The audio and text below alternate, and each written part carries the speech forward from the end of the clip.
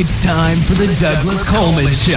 Mr. Smooth and Savvy is joined by guests from all walks of life, from the entertainment industry to authors to political and social commentators, the famous and not so famous, the controversial and the light and fluffy. We have it all. Now, here's Douglas Coleman.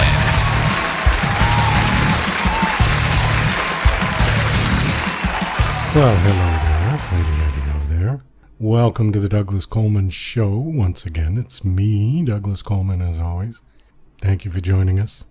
We got a busy show today. We've got 2 interviews with actually 3 people, plus some music, so we got to get right to it. My first guest is Captain Sig Hansen from the Discovery Channel's show Deadliest Catch. And Deadliest Catch is returning for its 16th season with a 2-hour premiere on Tuesday, April 14th at 8 p.m. Eastern and Pacific. And I got to congratulate Sig for 16th season. That's amazing. Not that many shows get that many seasons. Very popular show. If you haven't seen it, check it out. Tuesday, April 14th, 8 p.m. on the Discovery Channel. He will be up in the first part of the show. In the second half of the show, we've got Nick Turner and Nick Vatterott. The 2 Nicks, amongst other things, have a podcast called Get Rich Nick, which is probably best described as how to make money doing anything you can. And they will explain that. For more information on the Nicks, you can go to getrichnick.com and check out their website. After that, we've got 2 tracks to play from Music Submit submissions. Thank you very much to everybody who has been submitting on Music Submit. My apologies for the delay, but we're getting very busy, what with the virus and everybody staying home. We've got 2 tracks to play. The first one is called Jonny by Gracia Marino, spelled Grecia Merino. And that is followed by a track called Ghost by Stone Silk, which I believe is a band out of Stockholm, Sweden. Thank you very much again for your submissions. We are happy to play your music. So we've got to get to it. We will be right back with Sig Hansen. You're listening to Mr. Smooth and Savvy right here on the Douglas Coleman Show. We'll be right back after these commercial messages. Hi there, this is Stuart Epps, record producer. This is my story about Elton John, working with him in those early years, going back to 1967 at Dick James, all the amazing tours, those first recordings, going through to Rocket Records, and it's an amazing story about his incredible rise to stardom and my part in that. So look forward to taking you on that journey. So here we go. Yeah, and to order this great audio CD, please just email me at stuartepps@talk21.com. That's Stuart, Stuart, Epps, EPPS, at talk, TALK, 21 in figures.com. Stuart Epps at talk21.com. Email me and I'll give you all the details for buying this brilliant audio disc. Thank you. Bye. DJC Music and DJC Productions are pleased to announce a brand new website. We have started a listing website for radio show hosts as well as potential show guests. This is a meeting site where hosts and guests can come together. Show hosts can list their show and types of guests they're interested in booking. Potential guests can list their talents, bio, accomplishments, or anything they feel makes them an interesting radio show guest. There are no recurrent payments, only a one-time $5 listing fee. Your listing will stay up until you decide to cancel. Previous guests of The Douglas Coleman Show are welcome to submit their guest listing free of charge. Go to radiohostsandguests.com. That's radiohostsandguests.com.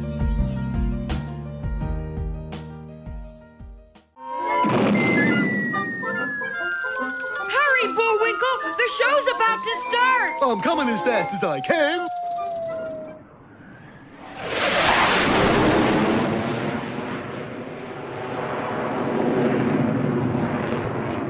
And now... Hey, Rocky, watch me pull a rabbit out of my hat. Again?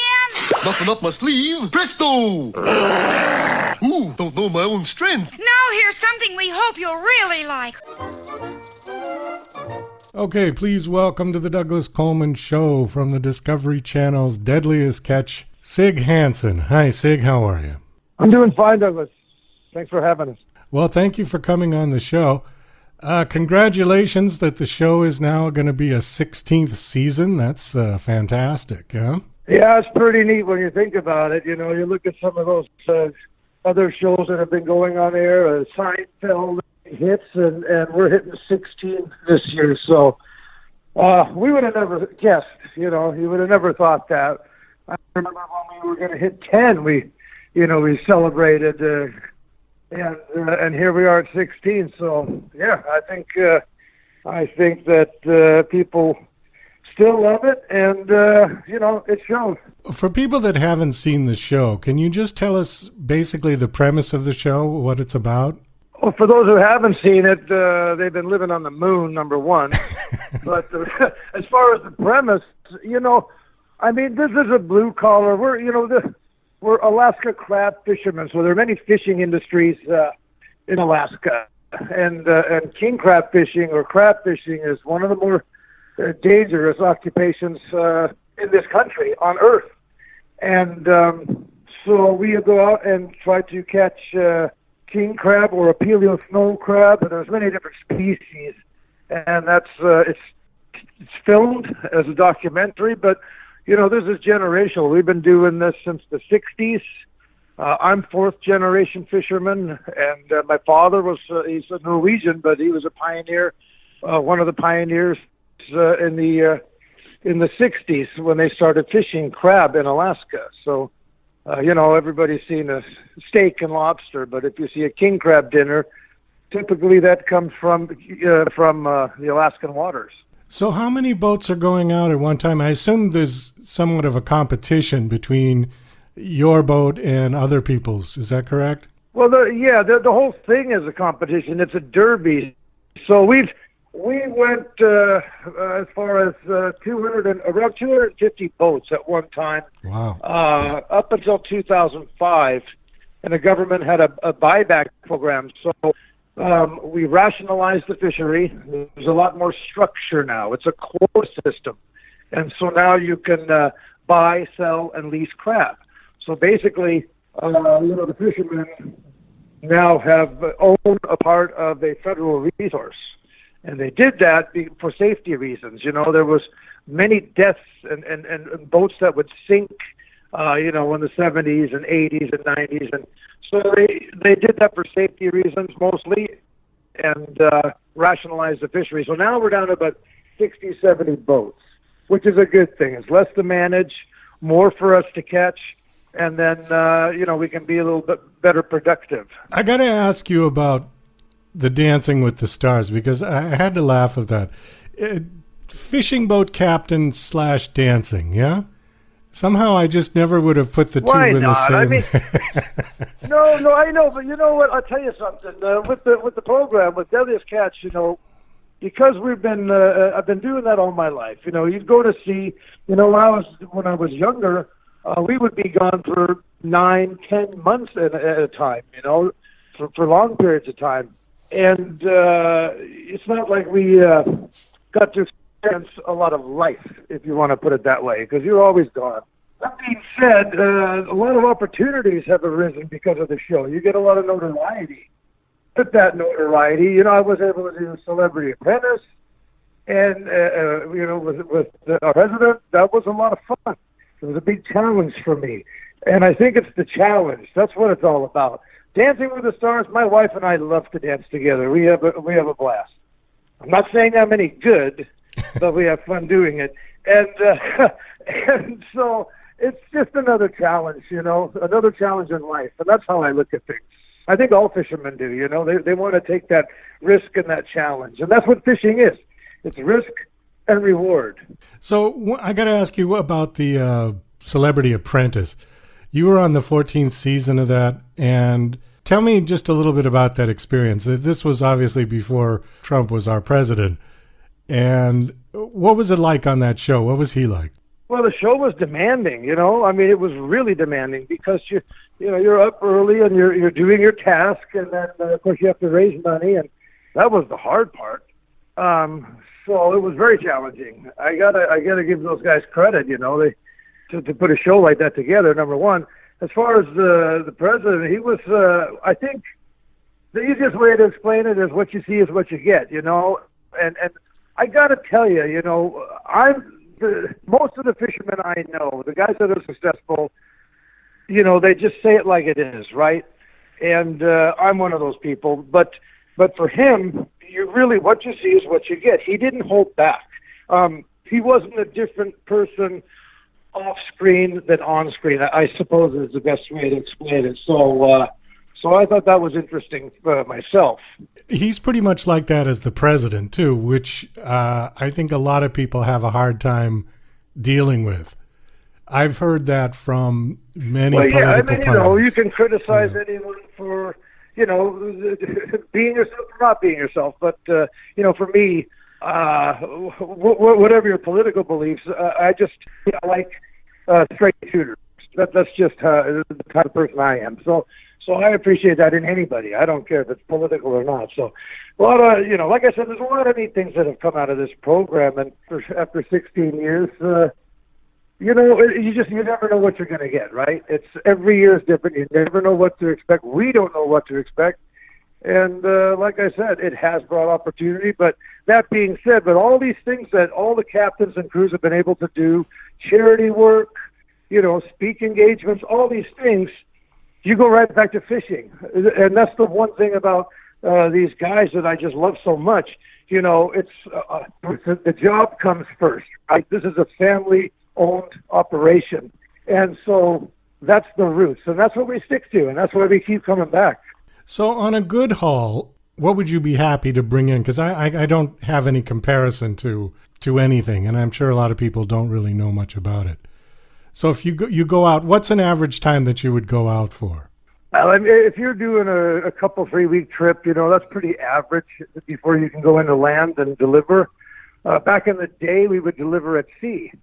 So you would, catch your haul, like you call it, and then you'd, depending on if that took you a week or two or 3, and then you would deliver at sea and go right back out again. You know, these giant processing boats would give you fuel, water, some food if they could spare it, and then send you right back out. You know, you might not see land for, you know, a month or two. That being said, with the difference in price, you know, when you compare what we were getting in the 70s and 80s and so on, it's because of the demand. We're seeing upwards of $10, $12 a pound to the vessel. Where when you buy king crab in a store, you're looking at $20, $25 a pound, right? So for me, if I can fill my boat, if I can get 200,000 pounds of king crab, and if that can take me, you know, a couple, 3 weeks, whatever it takes me, if I get lucky, at $10, that's a $2 million haul. Wow. And that's a lot of money for uneducated blue-collar guy to do. Of course, there's a lot of expenses on top of that. You know, with the crew cost, the fuel, and everything else, and lease rates. But it is a lot of money. But at the same time, you know, you've got a lot of overhead with that, and cost and risk. So, but yeah, that can be pretty quick money when you think about it. Fast money. So, how many in the crew? What's the average crew size for your boat? An average crew is about 5 guys, and they'll go 24 hours around the clock. They never stop. You know, some of these guys will work depending on how the fishing is. I mean, a normal day would be 18, 20 hours. Wow. You get a few hours off on your back and then go back at it again. The most I've been awake and worked would be 3 days without sleep. So it's you know, it's crazy. But you know, when you get into that derby style mentality and things are going good, you don't want to lose momentum. So you just keep going. So some of these guys will just grind until they pass out. But when you're looking at prices like that, you want to keep going as much as you can, fast as you can, because you're competing with the next guy. I got to ask you about the one picture that I'm looking at here. It's you with Paul McCartney. Tell me the story of that one. Oh, yeah. Sir Paul McCartney. Sir Paul McCartney, excuse me. Yeah, he was. It was actually, I was with the CEO of Discovery Channel. There's a picture with Mr. Zaslav and Paul McCartney. I think that's probably what you're looking at. And that was a charity event in New York that we did for Paul's daughter. So, you know, like I said, you get to meet a lot of interesting people. You know, charity work, that's something that all of the captains enjoy doing. And why not? You know, you only live once, so it's kind of neat. It's kind of neat to look back and see some of the things that we've done, and still have to go up and basically risk your life to put food on your table. It's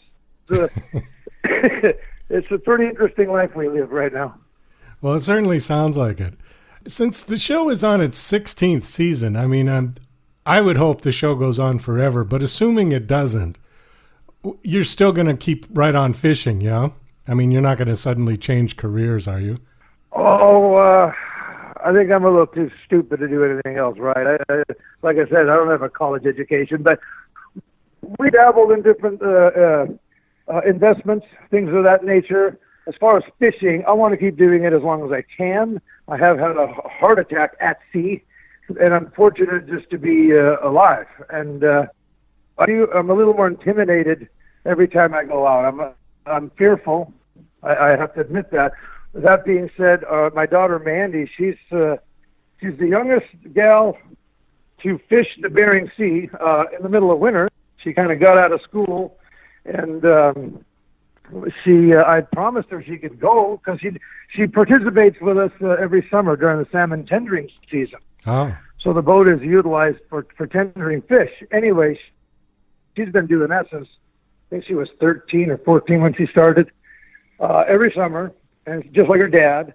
That being said, you know, I've got some aces up my sleeve. If she wants to take the reins, you know, earn it, and then maybe I've got a replacement waiting. So that would be nice too.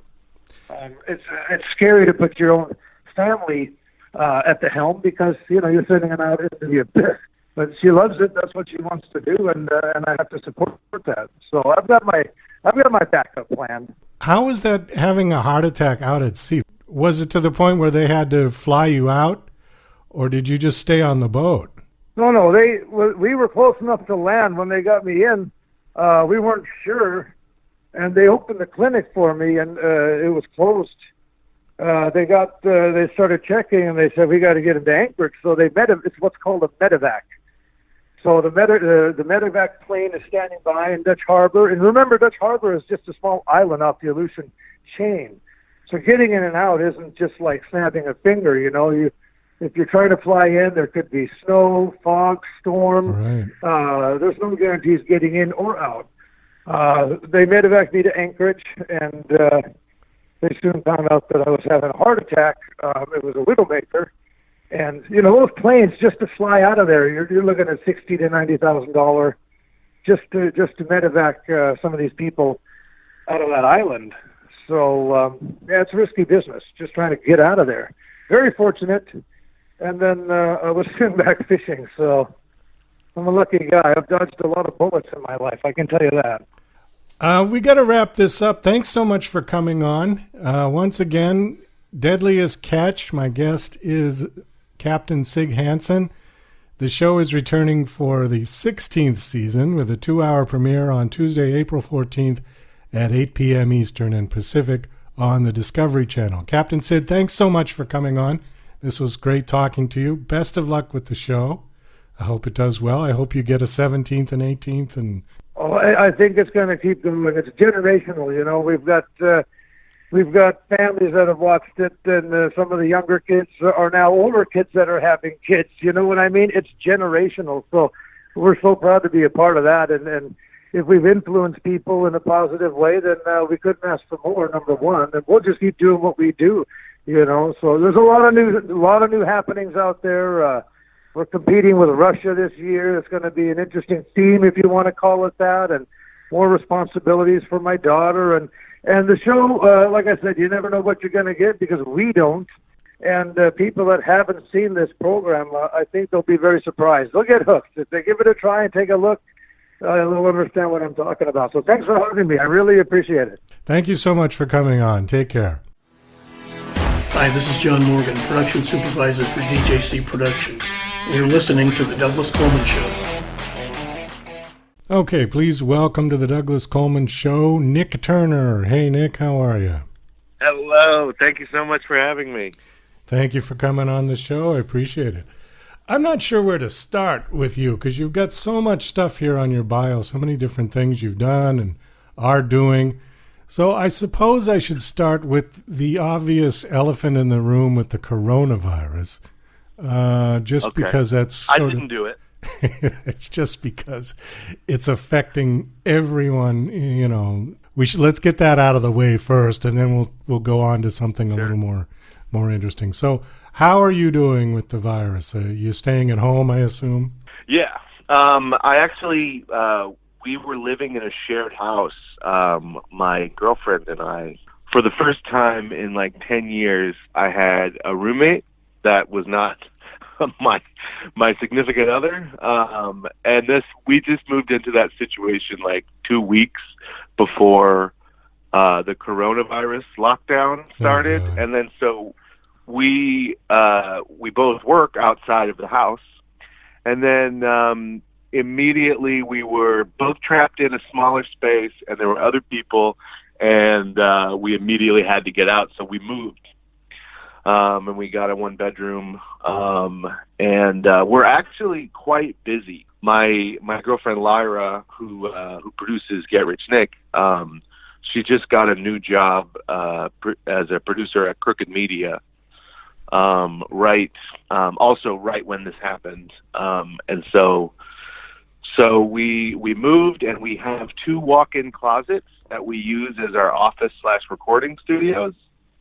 And as we speak, I am in my bedroom closet, tucked away with all of my recording equipment, my computer and everything. I have my own little office set up in here. But we work all day. I have a show on iHeartMedia that's just like a rewatch show for the reality show Below Deck. Okay. It's called Deckheads. That's a daily show, and so while we're quarantined, we're banking a lot of episodes, and I do 8 to 10 episodes of that per week, in addition to all the other stuff I'm doing. So a lot of what you're doing, you can do at home, yeah?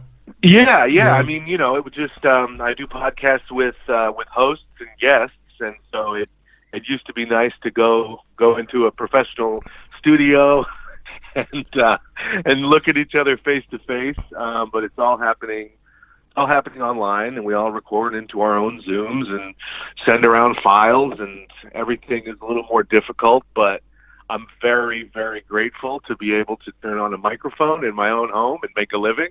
This show, my show, has just taken off since the virus because I think everybody's at home and nothing to do, so why not get an interview?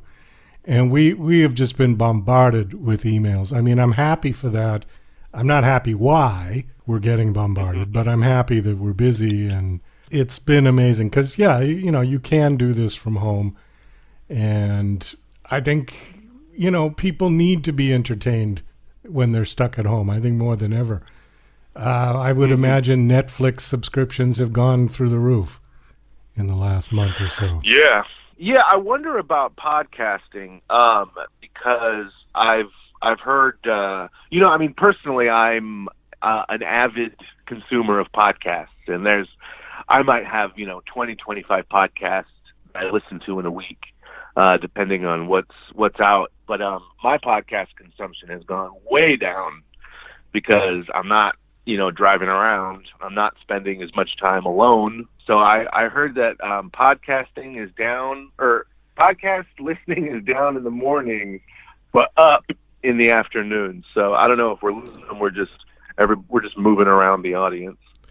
Well, I don't know. It's hard to say because, like you said, a lot of people listen when they're driving, and in New York, on their phone and public transportation, and all of that's kind of been shut down. But people do have more time to be at home, doing nothing. So it's possible, like you said, they're just listening at a different time.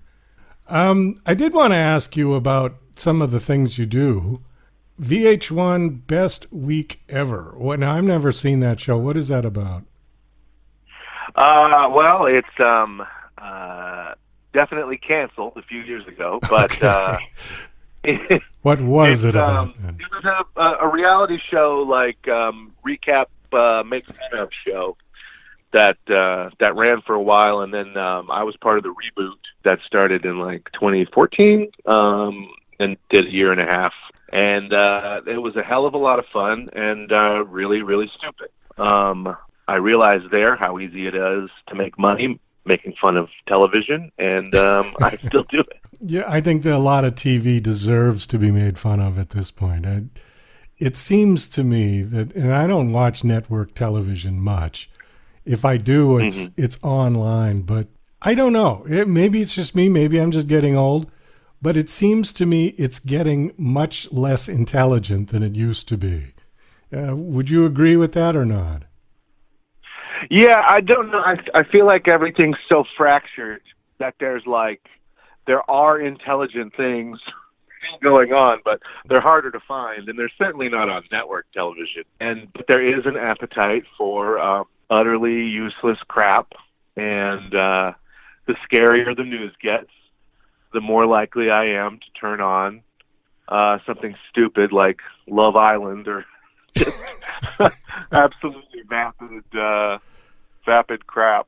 But I still think it's there. But in this quarantine, I don't know if you're rewatching anything, but currently I'm rewatching Breaking Bad and Mad Men, and just longing for a simpler time. I've been rewatching Mystery Science Theater 3000, and going through all of those, and then catching up on like really old movies. I'm an old movie buff. I mean, going back like to, the 1920s and 30s and the pre-code Hollywood movies, watching a lot of stuff like that. Stuff that I just would never have time for. It's on absolutely the lowest priority list, but yeah. Do you have any recommendation for an old movie I should watch?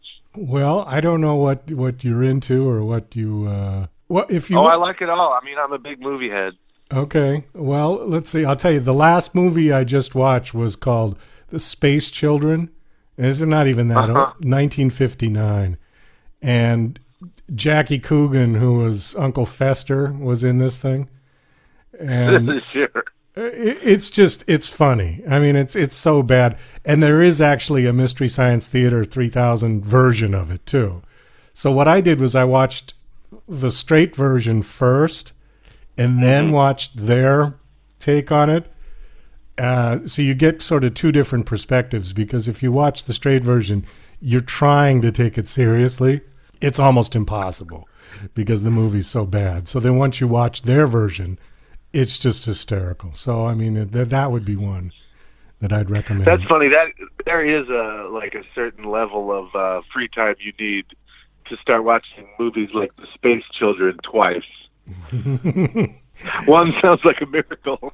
Oh, absolutely. You're bored when you watch that twice. Absolutely true. The other thing I wanted to ask you about that's on your bio is The Price is Right.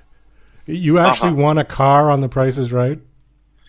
Yeah, so our show that I do with my friend Nick Vatterott, called Get Rich Nick, every week we try a different way to make money quickly. And half the time they're like an app, that is part of the gig economy, like the TaskRabbit app or the Rover Wag dog walking apps, or e-scooters, like charging e-scooter on an app. And then the other half are like, a little more creative, where like we bet my friend Brooks Wheelan that he couldn't run a marathon with no training. We lost. Or when we became drug mules and went down to Tijuana and bought some pills and smuggled them back into America to resell. And this was one of them, where Nick Vatterott, he had a friend that he went to college with, that he was roommates with in college, who went on The Price is Right and ended up getting on and ended up winning a car. And so we had him on to tell his story and give us some advice about getting on. And then we went, the main thing was that you're not supposed to tell them you're an entertainer. And you're also not supposed to tell them that you live in Los Angeles, because those are not attractive to them. And so I instead said that I was a karaoke host in Richmond, Virginia, because I thought that would make me sound like I had a good attitude, but I had no designs on the business. And then I made them laugh a couple times, and then I ended up getting picked second in the show. So I was part of the first showcase down there, or whatever. I can never remember the terms, but the first bidder, it's like bidder's lane or something. Right. And Nick Vatterott is calling in. I'm going to patch him through, and he can join our interview. Okay. Hey, everybody there? Hello? Hey, we're all here. Okay, cool. Well, let me just finish this this quick bit, and then we'll intro Nick. Does that sound good? Okay. Yeah. So then, anyway, yeah, I got picked second in the show, and then I bid on some shoes, some Prada men's driving shoes, and Nice. I ended up winning. And then I played a dice game for a brand new car, and then I ended up winning a 2020 HRV LX. So that was by far our most lucrative show. Did you keep the car? Or did you have to sell it to pay the tax? I'm still in the middle of it. Coronavirus has made even this difficult because they didn't give me a car. This is maybe the behind the scenes that you don't know, but most people do get delivered a car. And like, you want a car because there's no money option.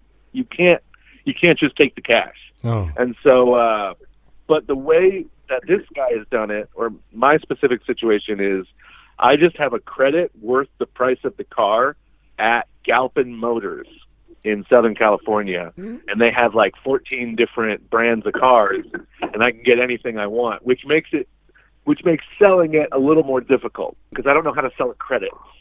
Okay, they give you. If I had a car. Wait a minute. They give you a credit for the amount of the car that you won on the show. Yeah. And then you can go to that particular car dealer and pick something for that much. I can get anything. They have used cars, or I can get I can get a Honda, or I can get an Acura, or I can get a Ford, or a Volkswagen, or a Volvo, or something. Okay. Because the story that I keep hearing from people that have been on game shows and have won big is that half the time they end up having to sell the car to pay the tax, which seems terribly unfair. So if you got a credit, and you traded the credit in for a car, where is the tax due at that point? Or did they explain that to you? The taxes on the credit, yeah. I would still have to pay the taxes on everything, which would be probably around $4,000. $4,000, okay. Yeah, which is great if you're buying a car and it only costs $4,000. But they do offer you can decline the prize if you don't want to pay the taxes on it. Like if you get something that does not interest you, like if you get a china cabinet and you don't want it, and you're going to end up having to pay hundreds of dollars in taxes on this stupid china cabinet, you can just say no thanks, and that happens a lot. And then you end up with nothing. Yeah, you get nothing. I mean, you have a fun memory, but no china cabinet. Well, because also it's like there's various prizes. You might not only win a car, you might win a car and something you don't really want. Oh, did you get those shoes that you bid on? No, actually, they ran out of those shoes. And so instead, they actually did give me the money.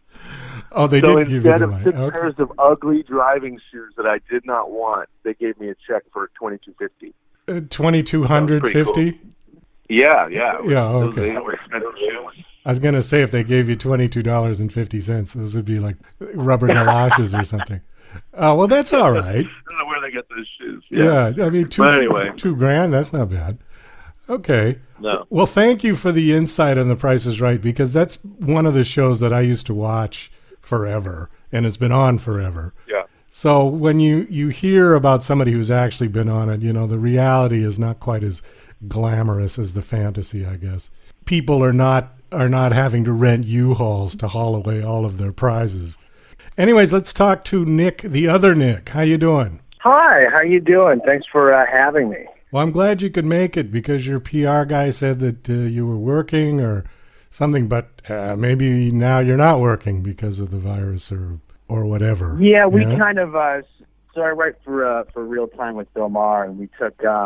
We had when everything went down, we had 1 week with no audience, where all the writers kind of sat in the audience and we all laughed at our own jokes. Did you only laugh at the jokes you wrote? Yeah, I think I'm hilarious. And so, but it's been a kind of a very, I guess as everybody is, we're trying to figure out things as we go on. So we kind of took 2 weeks off and had no show. And then last week, we got back on the air, and Bill's been doing the show from his house, and we're all working from our home now, and we're doing these Zoom meetings, which that is like a new lifestyle that I think a lot of people are.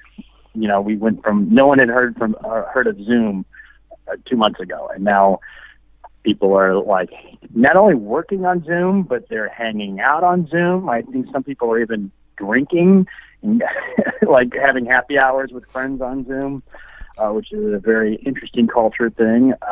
But yeah, so we're sort of. I just hopped out of a meeting and.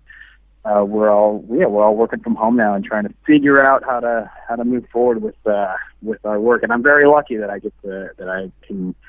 have a job that I can work from home right now. Tell us exactly what the job is again. You mentioned Bill Maher and a writer, and it was a little vague for people that don't know what you do. So there's a channel called the HBO, and it stands for the Home Box Office. And it's a premium cable channel, and they have a show on there called Real Time with Bill Maher, which is a political a comedy show where he has interviews on, and it's like a late night talk show. Okay. And I'm one of the writers for that. Oh, all right. Well, I certainly know who Bill Maher is, and I didn't know you were one of the writers. That's great. That's super. How long you been doing that? Yeah, 3 years. And I think I'm very. As I'm sure you are. You also have a job where you're very fortunate to kind of continue to do what you do. I think if I was a stand-up comedian, which I still am, but stand-up comedy is completely done right now. And and I was waiting tables before that, and before that I was in college. So I'm very lucky. What about before that?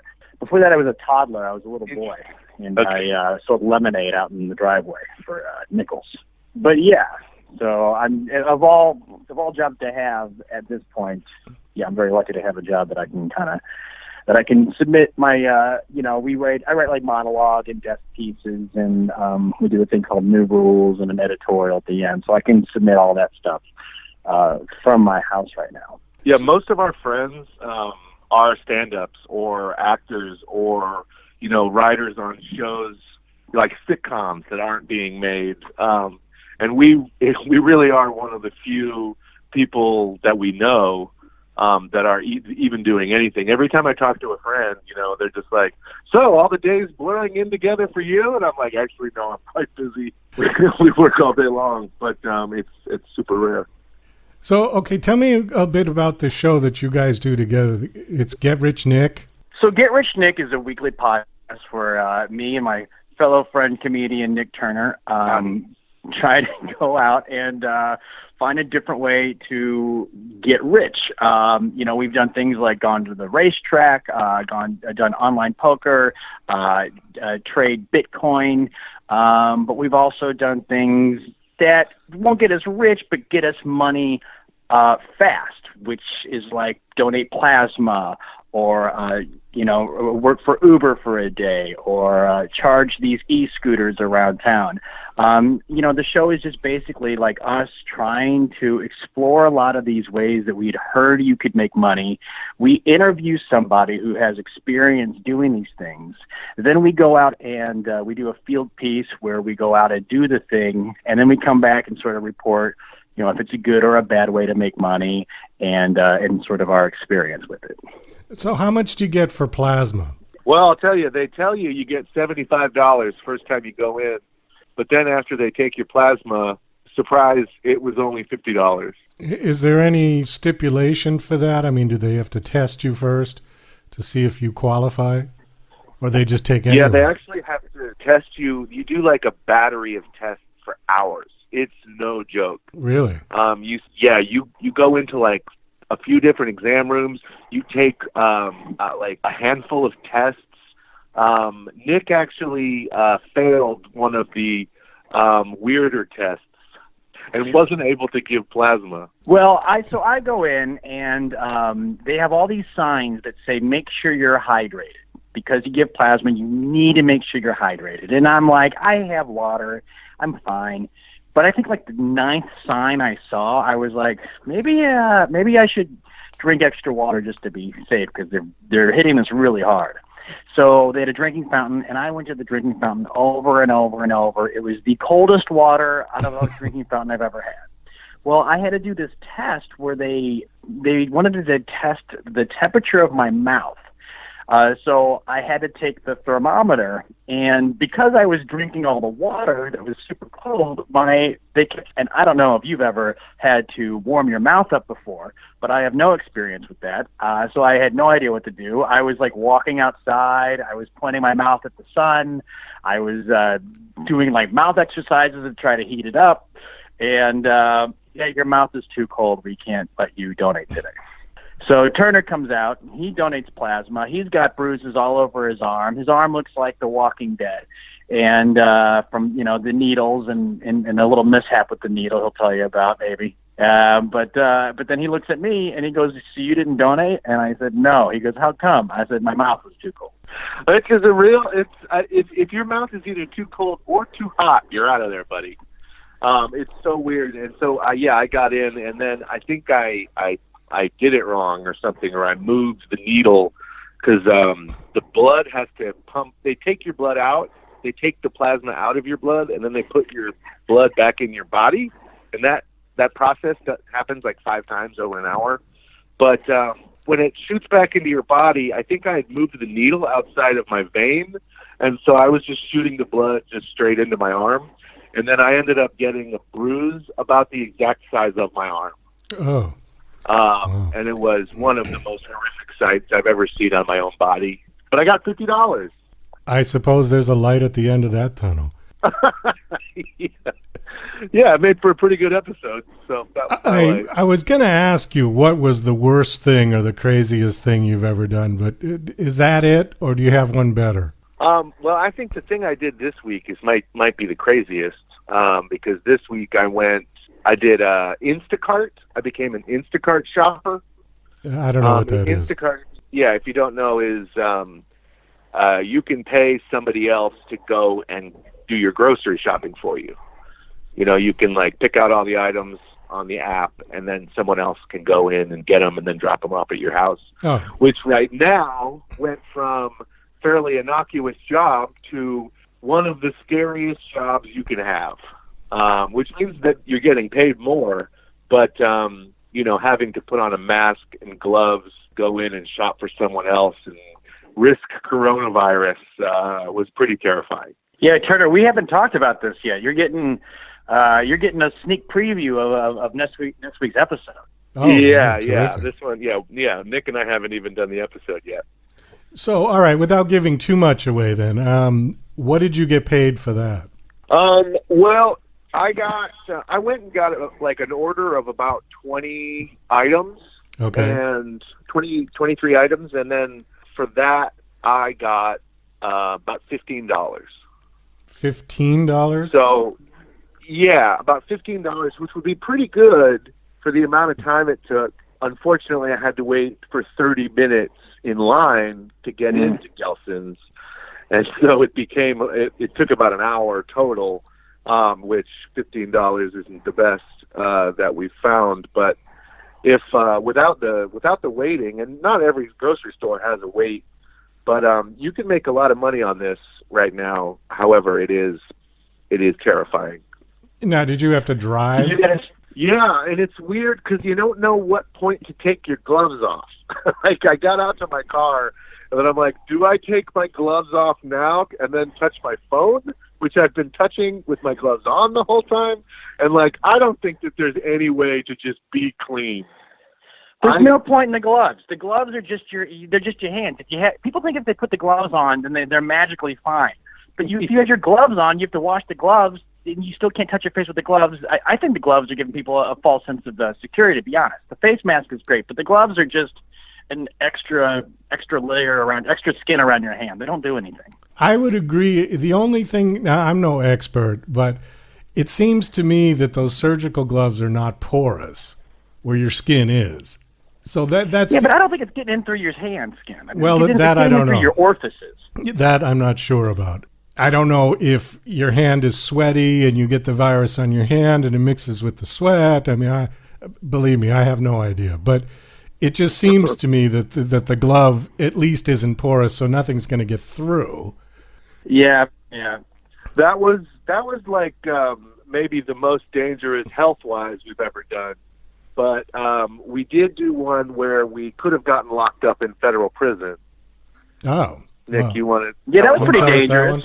Well, one of these things is when we pitched the show to the podcast network that we were on, we're pitching out all of our ideas, and one of the things, kind of almost said it as a joke, was I was like, well, we're going to do everything we can do to make money. We'll do this, and that, and I threw in drug mule because I thought that'd be a funny thing, and I thought it might pique their interest. And then it came to a week, and we were like, well, we need an episode. We did tell them we would be drug mules. Well, let's go down to Mexico and see. We've heard about the I think they call it pharmacy tourism in Tijuana. If you go down to Tijuana, there's just get a lot of these a lot of prescriptions without any sort of doctor's note or anything. And so we were like, well, we've both been prescribed Adderall in the past. Maybe we could go get some Adderall and buy it and come back and sell it to friends of ours who could use it perhaps. And so we went down and we wanted to, we kind of went down, then we kind of got spooked a little bit. We thought if we were really drug runners, then we would do like a test run. So we went down and we both got a pill and we hid it on our persons, and we went through the border security on the way back, and they didn't care. They didn't care at all.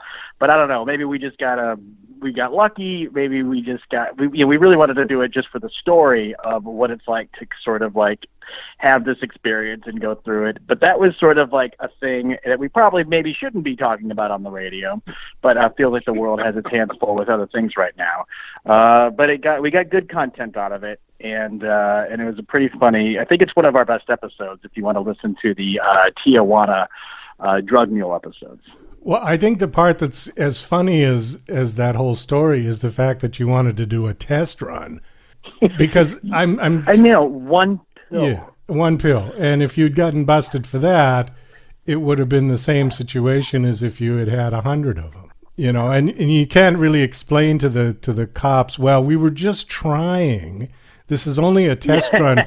We're going to be doing the real thing next week, so if you want to come back. Maybe they did know we had it, and they were like, "Oh, these guys are test run guys. Let's wait till they do the real run, and then we'll get them."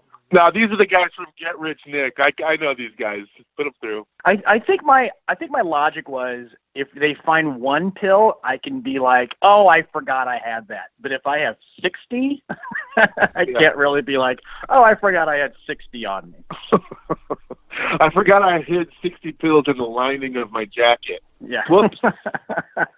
They didn't really do anything. Like when we got through, they don't search you. There's an X-ray machine. They don't put your bag through it. There's just like a person who looks at your passport, just kind of looks at it, doesn't look at the information, just kind of sees that you have kind of a small book, and then lets you through. That's about it. Yeah, I think the worst part about it is that we realized that I think we thought is the pills aren't cheap.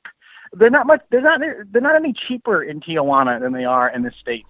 I guess we thought we were going to get like some generic price where you get like just a like a bulk bin at the grocery store where you get a scoop and you can just scoop them out and they weigh it. But no, they were like $30 a pill or something. I mean, and you know, you can't really make money off of it. We also could only afford about one pill each. So that's another conclusion. That was a real false economy for you guys. Yeah. Next time we'll figure it out. You can't do like party drug. We tried to buy some Adderall, but like if you had like a real thing, you know, if you were getting insulin or birth control, that's where you really save the money. Yeah, Turner tried to get medicine for his dog. Yeah, I tried. My dog's heartworm medication is a couple $100 a year, and I figured we could get some cheaper medication down there. I went to a bunch of pharmacies. I went to a veterinarian. Nobody had it. It was a total bust. They had some other brands, but they were equally as expensive as the United States. It was really disappointing. Hey guys, we got to wrap this up. Do you want to just give a quick plug to a website or anywhere where people can come and check you out? Yeah, I just say go listen to Get Rich Nick. It's the best thing Nick Vatterott's ever done, and it's one of the best things I've ever done. And you can check it out anywhere podcasts are. Or you can go to our website at getrichnick.com. All right, super. Thank you to my guests, Nick Turner and Nick Vatterott. It's been a pleasure, guys. Good luck. Stay safe. And try not to smuggle any more pills. We'll do our best. Yeah, no promises. Yeah. Thanks so much for having us. All right, take care, guys. Smuggle so you don't have to. Thank you. There you go. All right. You're listening to Mr. Smooth and Savvy right here on the Douglas Coleman Show. We'll be right back after these commercial messages. Acclaimed author of Garden, Jane Yates brings you the first book in a new trilogy, Octopus Pirate, a story of a foundling who has unusual talents, such as the ability to communicate with octopuses. As a baby, he was washed up on an island off the Scottish mainland. An eccentric former nun who lives alone with cats brings him up. He joins a circus and narrowly escapes plots against him, flees to Cornwall, builds a replica pirate ship that's also an airship to travel back in time to fight real pirates. Get your copy today from Amazon, only 99 cents. Are you an independent musician? How would you like to have your songs played on hundreds of radio stations just like the one you're listening to right now? Join MusicSubmit.com and we'll promote your music to radio stations and blogs in your genre. It's free to set up your account, and we guarantee your music will be considered for airplay by radio stations worldwide. Why not sign up today? It's free. MusicSubmit.com. Radio promotion for indie musicians.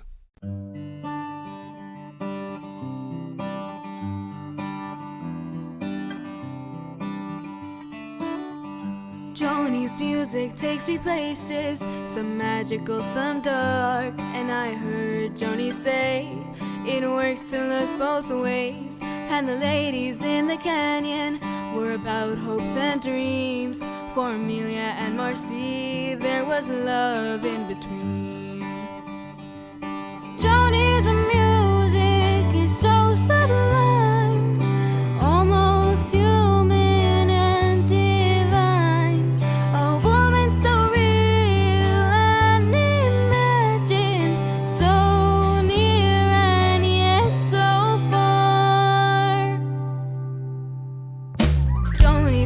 Soul, and Jonny moves my core when she paints paradise with a brush as her guitar. Jonny's music's my respite, chords suspended in delight with the colors of her piano and the cries of her